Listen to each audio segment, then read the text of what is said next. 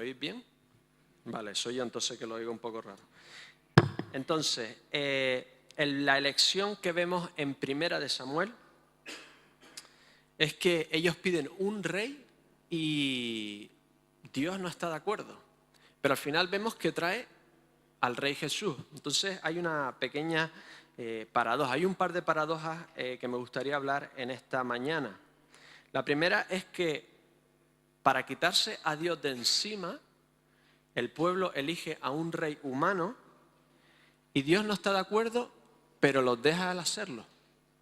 ¿Cómo es que Dios acepta que vayamos en contra de su voluntad? ¿Cómo puede ser eso? Así que vamos a estudiar un poquito el primer capítulo de Samuel en el capítulo 8. Lo primero nos dice es que Samuel ya es mayor, ya es viejo. Y claro, en el capítulo anterior Samuel es el que lidera las batallas, pero ya un ancianito liderando una batalla como que no imponía demasiado. Nos dice después en el capítulo 20 que necesitamos un rey que salga y pelee nuestras batallas. Y Samuel ya no es que imponga mucho poderío de estos como un guerrero, ¿no? Así que ya Samuel está viejo para estas cosas. Y por otro lado, los dos hijos que Samuel le había puesto eran totalmente corruptos. Es decir, ellos veían un problema bastante lícito. No tenemos a un líder que imponga un poco de autoridad delante de las naciones para liderar batallas, y por otro lado sus hijos son corruptos y no siguen el orden de su padre, no siguen las formas de su padre.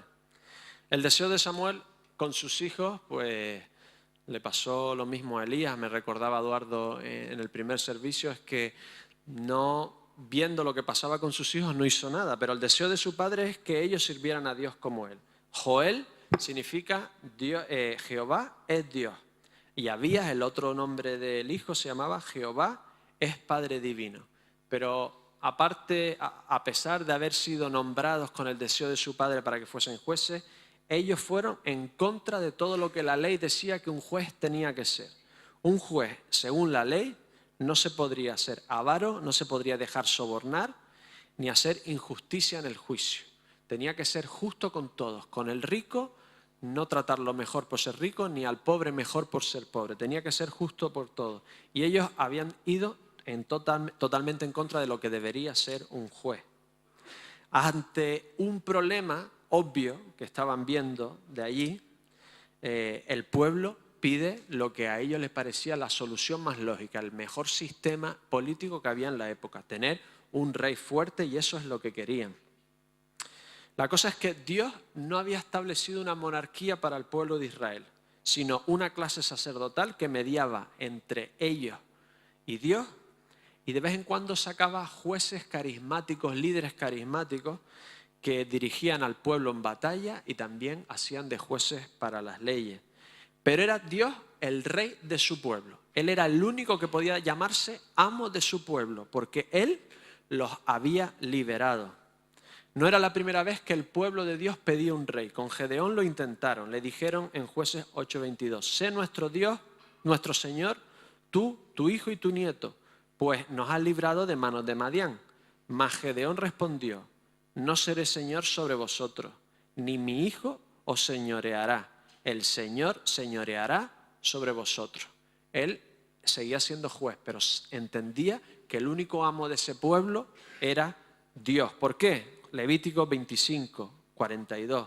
Porque sois mis siervos, dice Dios, los cuales yo saqué de la tierra de Egipto. El único amo que tenéis, el único que es dueño de vuestras vidas, voy a ser yo. En el momento que pedís un rey, se convierte en vuestro amo. Por eso no permitía que se vendieran como esclavos. Así que Dios se había puesto, porque los había liberado, como su Señor, ningún otro más. Y como rey les prometía esto que vamos a leer en Levítico. Levítico 26, de 3 al 4. Dice, si anduviereis en mis decretos y guardareis mis mandamientos y los pusieseis por obra, yo daré vuestra lluvia en su tiempo y la tierra rendirá sus frutos y el árbol del campo dará sus frutos. Es decir, si me obedecéis, tendréis siempre fruto y tendréis abundancia. Dios no los había puesto como en Egipto, en el Nilo, donde no dependían de la lluvia, sino de la crecida y la bajada del río. Siempre tenían agua. Ellos no, ellos dependían en una zona más o menos árida de que Dios enviase la lluvia. Es decir, Dios los tenía allí y ellos siempre tenían que depender de Dios. Y sabían que si no dependían de Dios, Dios les iba a recordar a través de sequía, a través de escasez, que ellos se tenían que volver a Dios. Y además, versículo 16, yo os daré paz en la tierra y dormiréis, y no habrá quien os espante. Y haré quitar de vuestra tierra las malas bestias, y la espada no pasará por vuestro país. Y perseguiréis a vuestros enemigos, y caerán a espada delante de vosotros. 5 de vosotros perseguirán a 100, y 100 de vosotros perseguirán a 10.000. Y vuestros enemigos caerán a filo de espada delante de vosotros, porque yo me volveré a vosotros, y os haré crecer, y os multiplicaré, y afirmaré mi pacto con vosotros. Es decir, vosotros no vais a tener ejército profesional, no vas a tener una casta, un entrenamiento militar donde se dediquen a la lucha, a la protección como tenían otros pueblos. No, no. Vosotros vais a ser pastores y agricultores y os vais a enfrentar 5 a 10, 100 a 1000. Y porque yo estoy con vosotros, vosotros vais a vencer. Vas a ser totalmente diferente al resto de las naciones. Le sigue diciendo, yo, Jehová vuestro Dios, que os saqué de la tierra de Egipto, para que no fueseis sus siervos, y rompí las coyundas de vuestro yugo, y os he hecho andar con el rostro erguido. Pero si no me oyereis, ni hiciereis todos estos mis mandamientos, y si desdeñareis mis decretos y vuestra alma menospreciare mis estatutos, no ejecutando todos mis mandamientos e invalidando mi pacto, yo también haré con vosotros esto. Enviaré sobre vosotros terror, extenuación y calentura, que consuman los ojos y atormenten el alma, y sembraréis en vano vuestra semilla, porque vuestros enemigos la comerán. Pondré mi rostro contra vosotros y seréis heridos delante de vuestros enemigos. Y los que os aborrecen se enseñorearán de vosotros y oiréis sin que haya quien os persiga. Es decir, Dios quería estar presente en la vida de ellos. Quería ser Él el proveedor y el protector de todos ellos. Y si hubiesen seguido a Dios, menuda diferencia, ¿no? Todas las naciones a su alrededor eran grandes potencias. Ellos siempre iban a estar en minoría.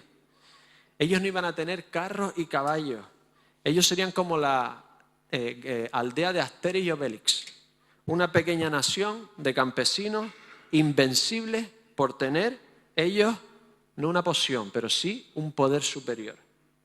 Si miras la historia, Israel siempre ha sido inferior a sus enemigos, ¿verdad? No sabemos cómo han sobrevivido hasta Dios, ¿no? Si no fuese de alguna forma por la mano de Dios.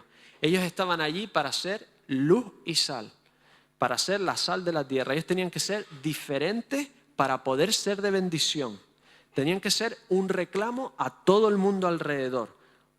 Su forma de vivir tenía que ser diferente y su rey tenía que ser Dios, para que todos se diesen cuenta de que había otra forma de vivir, que este mundo está corrupto, que todas esas culturas estaban corruptas, que todos habían vuelto la espalda a Dios. Israel tenía que ser diferente, tenía que ser especial, tenía que ser completamente diferente al resto. Dios le dice a Samuel que en el fondo no están rechazando a Samuel y a sus hijos, sino que lo están rechazando directamente a Dios. Quieren quitarse a Dios de en medio para ser como las otras naciones. Quieren un ejército profesional para su seguridad. Ya no quieren depender de Dios. No quieren depender de Dios porque a la vista humana siempre es más difícil. Querían la seguridad, la protección, querían tener a alguien visible, querían ver las armas, tener un arsenal, Se habían cansado ya de depender de la mano de Dios. Ellos querían vivir la vida que querían vivir y no depender de Dios porque tenían que vivir una buena vida. Querían vivir como querían y hacerse como las demás naciones. En el fondo todos queremos la protección que nos da pues, todas las cosas que podemos adquirir para nosotros, ¿no? Esta protección de poder trabajar, ahorrar. Nos sentimos siempre que necesitamos nosotros hacer nuestra parte para proteger nuestras vidas y para, en cierta forma, tener ahí una defensa, ¿no? Y eso es lo que muchas veces nos cuesta o nos dificulta, es ser más generosos con Dios, ser más generosos con los demás, porque queremos esa estabilidad, esa seguridad. Y además 2 veces dicen, querían ser como las demás naciones. Se habían cansado de ser diferentes. Llevaban 200 años en la tierra desde que habían entrado y ya se habían cansado de su misión de ser de bendición a los demás. Estaban totalmente descontentos con su misión. Era una forma de estar descontentos con los que Dios lo había llamado a ser, que era diferentes, especiales y santos. En cierta forma nos recuerda un poco también al pecado de Adán y Eva. Dios le había dado una misión en la tierra, pero ellos querían algo más. Se cansaron de su misión y ahora querían ser como Dios. Ante el desconcierto o la insatisfacción de nuestra vida, decidimos que la solución no es acercarnos más a Dios, sino ser como los demás. Pero Dios les advierte, queréis un rey por un problema, por la avaricia, la injusticia de Joel y Abías, pero un rey será mucho peor. Vuestras hijas, versículo 13, serán perfumadoras, una forma agradable de decir, serán sus concubinas, tomarán vuestra tierra, os diezmarán, lo mejor de vuestra juventud para la construcción. Salomón cogió 30.000 hombres para que le construyeran sus casas. Seréis sus siervos, tendréis un amo. Y a pesar de todo esto, ellos querían ser como el resto. Queremos ser como los demás, queremos tener un rey. En vez de darse cuenta que lo que tenían que hacer con esa situación, con esa mala situación de tener un par de jueces corruptos, era volverse a Dios, lo que deciden es echar a Dios y ser como los demás. Y la cosa es que Dios había echado al pueblo delante de él por ser corruptos, pero ellos querían ser como ellos. No nos damos cuenta muchas veces que la mejor solución humana siempre es peor que la versión divina más difícil. Lo voy a repetir. Es muy difícil muchas veces seguir a Dios. Es muy difícil hacer lo que nos dice y vivir la vida que Él nos pide. Pero la mejor versión humana, la mejor alternativa humana siempre será peor que la versión divina más difícil. Tenemos que aceptar que muchos líderes espirituales han ido en contra de su misión. ¿Cuántas personas han abandonado la iglesia, incluso a Dios, por portavoces de Dios que hacen lo contrario a lo que deberían hacer? Pero ¿saben qué? Estar fuera de la iglesia y fuera de Dios es muchísimo peor. Porque al final te haces tu propio amo. Es decir, te esclavizas de ti mismo. Y conoceréis la verdad, dice Jesús, y la verdad os hará libre, Juan 8. Le respondieron, linaje de Abraham somos, y jamás hemos sido esclavos de nadie. Habían sido esclavos de Egipto, de los griegos, de los romanos. ¿Cómo dices tú seréis libres? Jesús le respondió, de cierto os digo, que todo aquel que hace pecado, esclavo del pecado es Dios. Esclavo es del pecado. Es decir, o eres esclavo del pecado y de ti mismo, o eres siervo de Dios. Seguir a Dios en este mundo muchas veces no es cómodo, parece que estemos en inferioridad. Hay ocasiones en que parece que siempre a los demás les va mejor. Y entonces buscamos soluciones humanas. Someternos a Dios como el Rey de nuestras vidas, de nuestro cuerpo, de nuestro tiempo, de nuestro dinero, siempre parece más costoso que la versión mundana de nuestras vidas. Pero cuando lo hacemos nos damos cuenta de que es la opción a la larga más liberadora. Bonhoeffer, antes de ser asesinado en un campo de concentración nazi, estaba allí porque no quiso aceptar el régimen nazi como hicieron muchos otros líderes cristianos. Mira lo que dijo. Solo el hombre que sigue el mandato de Jesús con toda su fuerza y sin resistencia, deja que su yugo descanse sobre él, encuentra su carga fácil y bajo su suave presión recibe el poder de perseverar de la manera correcta. El mandato de Jesús es difícil, indiscutiblemente difícil, para aquellos que intentan resistirlo, pero para aquellos que voluntariamente se someten, el yugo es fácil y la carga es liviana. Cuando decides con todo tu corazón dejar que Dios sea el amo de tu vida, su carga, su sostén se vuelve fácil y liviano. En un mundo corrupto, Dios permite maldad e injusticia para cosas que no tenemos ni idea. Hay muchas cosas que no nunca comprenderemos aquí en la tierra porque Dios lo permite. Pero algunas sí tenemos idea. Dios permite maldad e injusticia para que lo busquemos a Él, nos arrepintamos y dejemos que Él nos modele. Joel y Abías podrían parecer un gran problema, pero era una oportunidad para buscar a Dios, no para quitarse a Dios de en medio.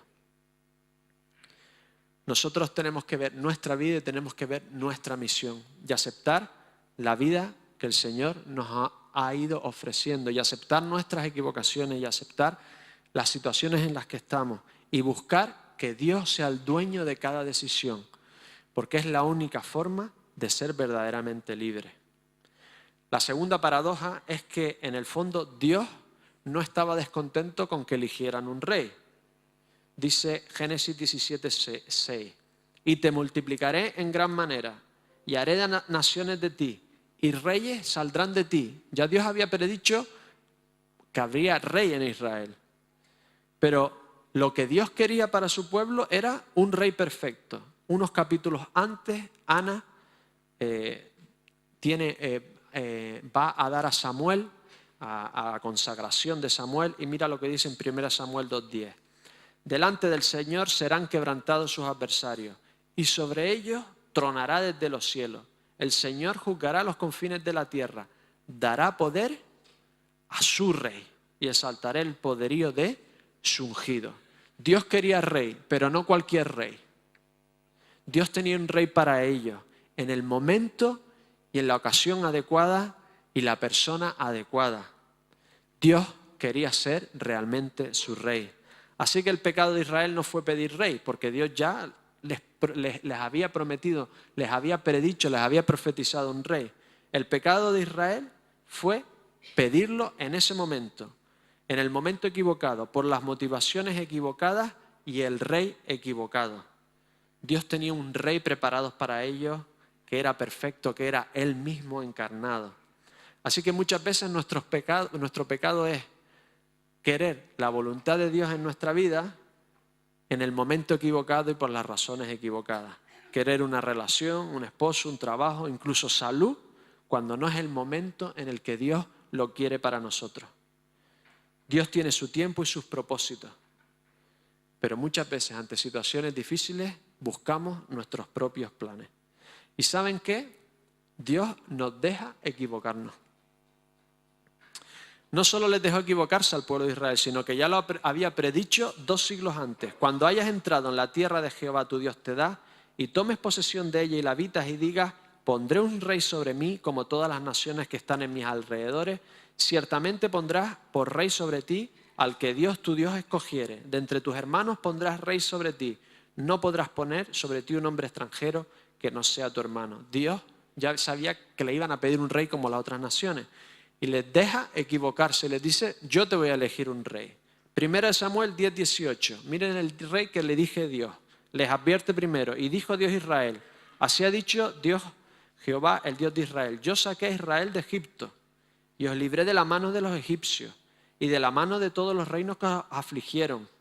Pero vosotros habéis desechado hoy a vuestro Dios, que os guarda de todas vuestras aflicciones y angustias, y habéis dicho no, sino pon rey sobre nosotros. Ahora pues, presentaos delante del Señor por vuestras tribus y por vuestros millares.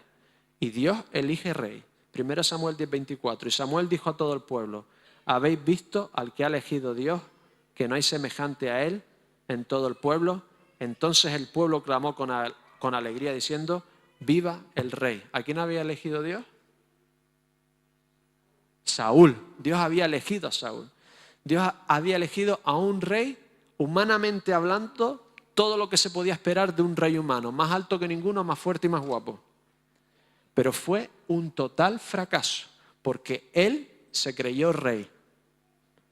Se creyó que él era verdaderamente el rey, que podía hacer lo que quería. Dios les eligió un rey, para que se dieran cuenta que las formas humanas siempre son peores a las divinas. Así que les elige otro rey, David, un hombre pecador, pero que sabía realmente quién era el rey. Vamos a leer solo algunos de todas las veces que lo dice David. Salmo 5:2. Está atento a la voz de mi clamor. Rey mío y Dios mío, porque a ti oraré. ¿Os acordáis de Nabucodonosor? Que se creía que él era el que había conseguido todo. Mira David, Jehová es rey eternamente y para siempre. De su tierra han perecido las naciones. Salmo 24, 9 y 10. Alzad, oh puertas, vuestras cabezas, y alzad vosotras puertas eternas, y entrará el Rey de la Gloria. ¿Quién es este Rey de la Gloria? Jehová de los ejércitos. Él es el Rey de la Gloria, Selah. Así que Dios utiliza la cabezonería del pueblo de Israel para legitimar su propio rey. Segunda Samuel 7, 2 al 13. Y cuando tus días sean cumplidos y duermas con tus padres, David quiso hacerle una casa a Dios. Y Dios dice, no, yo te voy a hacer una casa a ti. Yo levantaré después de ti a uno de tu linaje, el cual procederá de tus entrañas, y afirmaré su reino. Él edificará casa a mi nombre. Quedémonos con esto, a ver cuál es la casa que edificó este ungido. Y yo afirmaré para siempre el trono de su reino. Ya Dios lo había profetizado también. A Jacob, mira lo que dice, Génesis 49, 10. No será quitado el cetro de Judá, ni el legislador entre sus pies, hasta que venga Silo. Otra traducción, hasta que venga el dueño del cetro. Y él se congregará, y a él se congregarán los pueblos. Así que Dios hace nacer del vientre de María el que iba a ocupar el lugar de David, porque este ser que era él mismo encarnado era realmente el rey de Israel.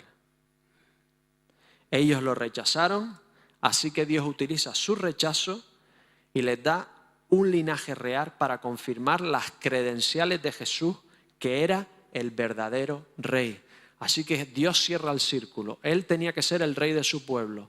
Lo rechazan, así que utiliza su rechazo para legitimizar su encarnación como Jesús y como rey verdadero de Israel. Así que al final Dios se convierte en el rey de su pueblo. Él siempre tenía que ser el rey de su pueblo, hiciese el pueblo lo que hiciese. Pero un rey totalmente diferente, que no vino a explotarnos, sino totalmente lo contrario.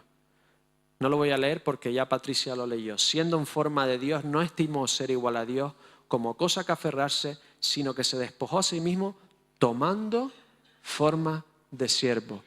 Un rey que no viene a enseñorearse, a explotarnos, a humillarnos, sino todo lo contrario. Un rey que viene a servirnos, un rey que viene a salvarnos, un rey que viene a, de alguna forma, glorificarnos y exaltarnos a la imagen de su Hijo Jesucristo. Este rey siervo vino para librarnos del poder de la muerte y convertirnos en la nación predicha ya desde el Éxodo. Y vosotros seréis, Éxodo 19:6, un reino de sacerdotes y gente santa. Estas son las palabras que dirás a los hijos de Israel. ¿Qué casa le ha edificado Jesús a Dios? Primera de Pedro 2:9. Mas vosotros sois linaje escogido, real sacerdocio, nación santa, pueblo adquirido por Dios, para que anunciéis las virtudes de aquel que os llamó de las tinieblas a su luz admirable. Así que tienes que elegir en esta mañana, tienes que elegir en tu vida, tienes que elegir en cada decisión que tomas, con lo que haces, con tu vida, con tu tiempo, con tu mente, con tu dinero, con tu entretenimiento, etcétera, etcétera, etcétera. Tienes que elegir ser siervo de ti mismo y por lo tanto de tu pecado y del diablo, o ser siervo del Dios, del Rey, que trae libertad y que quiere que seas su propio hijo. Romanos 13:7. Ninguno de nosotros vive para sí mismo. Dios es el único que vive para sí mismo, el único autosuficiente, el único que no depende de nadie ni está por debajo de nadie. Él es el único que existe a causa de sí mismo. Ninguno de vosotros vive para sí mismo, solo Dios.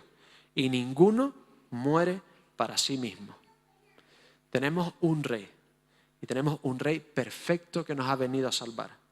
Porque en realidad el problema de tener rey, el problema que tenemos los humanos con la monarquía, no es que manden, o que nos sirvan, o que nos representen. El problema es que son imperfectos. Porque al final la democracia siempre se ha dicho que es el mejor de los el mejor de los malos gobiernos. ¿Cuál es la frase? Es el menos malo, ¿vale? Pero en realidad también es una tiranía de la mayoría, ¿no? Si la mayoría decide pasar una carretera por tu casa, ¿qué haces tú? Te lo comes con patatas, ¿no? Y si la mayoría decide matar judíos, ¿qué haces tú? Al final es una tiranía. Al final la única forma de ser verdaderamente libres es tener un rey perfecto, que no se equivoca y que quiere lo mejor para ti. Dios es perfecto y ser su hijo es ganar la verdadera libertad. Así que concluyo. Dios siempre termina realizando sus planes y su voluntad, pero respeta nuestras decisiones, incluso si van en contra de Él. Pero utiliza siempre la desobediencia nuestra para hilar una versión incluso superior a la original. Lo hizo con la caída, lo hizo con la monarquía y también lo hará en tu vida. Solo en Dios, tu vida, incluyendo tus fallos, pueden ser redimidos y utilizados para tu beneficio y su gloria. En estas Navidades celebramos el nacimiento del Rey definitivo que traerá paz y propósito eterno a nuestras vidas y a esta tierra. ¿Quieres que sea tu Rey? Voy a pedir a Santi que termine esta mañana con una oración.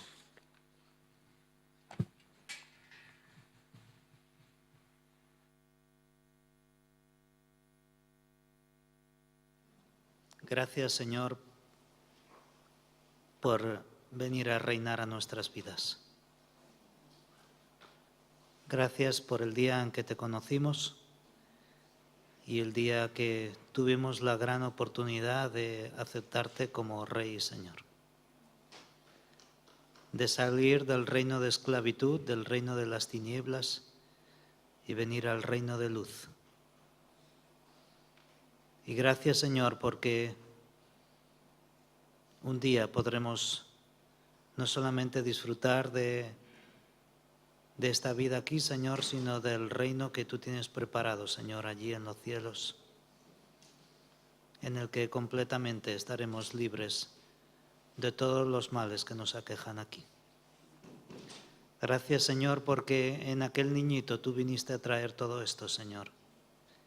Y muchas de esas cosas ya podemos comenzar a disfrutarlas.